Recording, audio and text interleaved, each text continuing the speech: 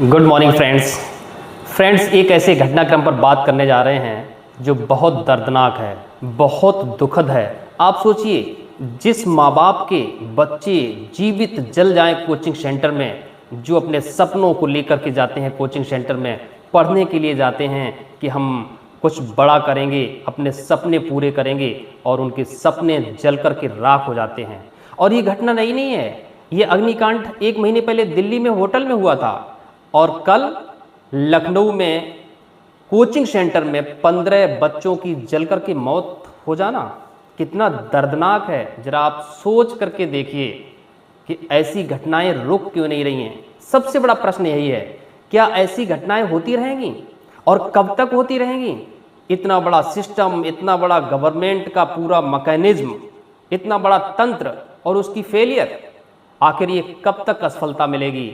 ये इन्वेस्टिगेशन क्यों नहीं होती है बिल्डिंग की, जहाँ पर कोचिंग सेंटर चलते हैं, जहाँ पर होटल होते हैं, कितने एग्जिट हैं? अगर आग लग जाती है तो तुरंत रेस्क्यू कैसे किया जाएगा? कोई चीज़ नहीं है, कोई प्रशासन देखने वाला नहीं है।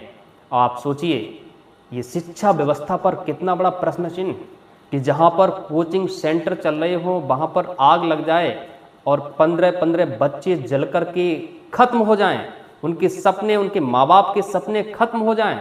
और जो देश का भविष्य होते हैं, हम लोग यही कहते हैं ना कि बच्चे हमारे देश का भविष्य होते हैं, और हम भविष्य को पहले ही मार डालते हैं। ये कब तक चलेगा? ये फेलियर है, और ये फेलियर है सिस्टम की, तंत्र की, व्यवस्था की, और इसको रोकना चाहिए, और बहुत जल्दी रोकना चाहिए। नहीं तो क्या मतलब है इतना बड़ा टैक्स कलेक्शन, इतना बड़ा रेवेन्यू, इतने मंत्रालय, और मंत्रालय में कितना पैसा खर्च होता है एक एक मिनिस्टर के लिए, और उसके बाद पता चले कि उस मिनिस्ट्री में, उस मंत्रालय में उसका कोई नतीजा नहीं मिलता है, उस मंत्रालय का कोई फायदा नहीं है। आज जहाँ की शिक्षा व्यवस्था अच्छी नहीं होती है, जहाँ की शिक्षा व्यवस्था में इतनी बड़ी खामियां होती हैं, हम कैसे सोच सकते हैं कि वहाँ पर देश तरक्की करेगा? देश की प्रोग्रेस शिक्षा व्यवस्था पर टिकी होती है, देश की उन्नति वहाँ की स्वास्थ्य चिकित्सा व्यवस्था पर टिकी होती है। और दोनों ही व्यवस्थाएं हमारे देश में, चाहे शिक्षा व्यवस्था हो चाहे चिकित्सा व्यवस्था हो, अच्छी नहीं है। आप कितनी भी चाटुकारिता करते रहिए, आप कितनी भी फ्लैटरी करते रहिए, जब तक गलत व्यवस्था पर हम प्रश्न चिन्ह नहीं लगाएंगे, जब तक गलत व्यवस्था पर हम ऑब्जेक्शन नहीं करेंगे, हम गलत व्यवस्था को सही व्यवस्था में बदलने की बात नहीं करेंगे, तब तक ये घटनाएं होती रहेंगी, ये सपने मरते रहेंगे, ये बच्चे मरते रहेंगे, और ये देश कभी तरक्की नहीं कर सकता है, कभी प्रोग्रेस नहीं हो सकती है। हम कितनी भी बातें करते रहें, और हमारे देश में जब कांड हो जाते हैं, अग्निकांड हो जाते हैं, उसके बाद व्यवस्थाओं पर बात होती है, उसके बाद मीटिंग होती है, उसके बाद SIT गठित की जाती है, उसके बाद जांच बैठाई जाती है, लेकिन घटनाओं के पहले कोई ध्यान नहीं होता है। कैसे देश तरक्की करेगा?